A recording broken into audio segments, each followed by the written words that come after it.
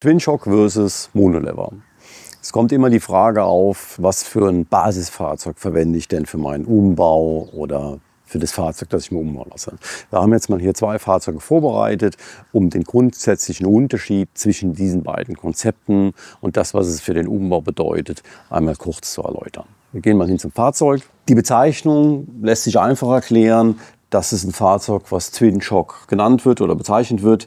Ganz einfach abgeleitet. Shock ist das Federbein, Englisch Twin für zwei. Ja, verglichen das Monolever-Modell, was sich auch daraus ableitet, Mono für ein Federbein, Lever ist in dem Falle der Schwingenarm, weil BMW damals auf diese Einarmschwinge umgerüstet hat und entsprechend auch nur dieses eine Federbein dann verwendet wurde. Fahrtechnisch muss man gerechterweise sagen, man kann nicht einfach Monolever gegen Twin-Shock fahrdynamisch vergleichen, weil zwischen diesen beiden Fahrzeugen, neben dieser geänderten Bauart des Hinterradantriebes, natürlich auch andere Sachen verbessert wurden im Zuge, weil das die älteren Fahrzeuge sind und das die neueren Fahrzeuge sind. Da wurden auch Bremsanlagen verbessert und andere Sachen verbessert.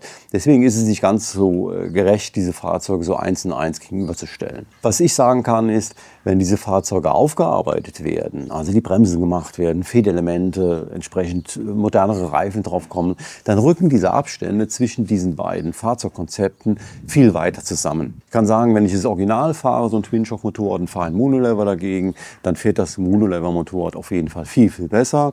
Wenn diese Fahrzeuge in der Art umgebaut sind und mit den entsprechenden Komponenten ausgerüstet sind, dann wird dieser Abstand viel, viel kleiner.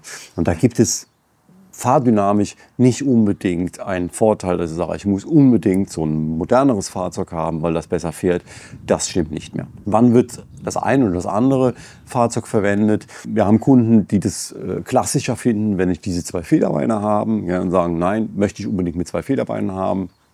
Ja, der Unterschied, was die Hinterhand angeht, ist, dass man bei diesen Fahrzeugen aufgrund der Dimensionen der Abstände zum Schwingenarm nicht so breite Reifen verbauen kann. Wir enden hier bei 120 mm an der Hinterrad, weil ansonsten der Reifen gegen die Schwinge kommt, wogegen wir bei diesen Monolever-Modellen 140 mm Reifen verbauen können, also etwas voluminöser breiter gehen können vom Reifen her. Das hängt dann auch vom Umbau ab, wo es besser zu passt und wem es besser gefällt. Es gab diese Modelle hier immer nur mit Gussrädern. Wir bieten Speichenräder an, das ist aber ein Sonderbau. Diese Twin-Shock-Modelle gab es mit diesen Feinspeichen Aluminiumgussrädern, aber es gab auch Modelle mit Speichenrädern.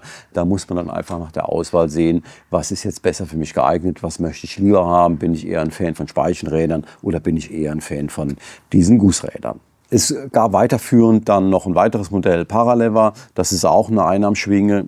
Die haben hier nochmal so einen Gelenkpunkt drin. Das war dann die letzte Generation. Aber der grundsätzliche Unterschied, kann man sagen, das ist das mit den zwei Federbeinen verglichen zu dem einen Federbein. Am Ende ist es eine Frage des optischen Gefallens, ja, in der Kombination mit dem Umbau. Will ich jetzt vielleicht einen Scrambler haben?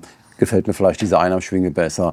Möchte ich einen klassischen Bobber haben oder einen Cafe Racer? Vielleicht diese Zweiarmschwinge? Wie immer im Leben, es ist eine Glaubensfrage. Es gefällt, was einem gefällt.